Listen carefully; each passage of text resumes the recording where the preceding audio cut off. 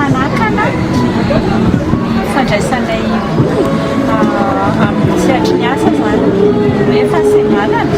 misy ao amin'ny orinasa esana misy amin'ny telma ohatra misy olona manana fahasembanana tsy manakana ilay satria ny compétence andraisana voaloha amin'ny resaky ny asa ary izay mahatonga ilay eto androany mampafantatra ny olona zany hoe misy karazany fahasembanana dia misy asa be dia be tsy na amin'ny telma na amin'ny entreprise ao amin'ny action afaka hoe hijerena hoe inona no afaka andraisany tsirairay koa zany asa ao amin'ny finance zao misy dia amin'ny tongotra mandringa zany dia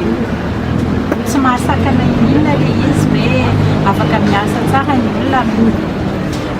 na misy ny fahasembanana fa tsara hoe fantatra hoe inona ny fahasembanana dia avy eo koa jerena par rapport amin'ny asa misy ao aminay zany hoe inona ny afaka amena mandray stage zay misy stage stagiaire zao fandraisana amin'ny manao PAO amin'ny fondation dia malentendant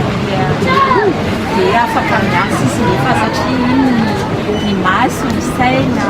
misy sens be dia be afaka ampiasaina tsy hoe voatery complet be daholo izay vao afaka miasa io anakiray.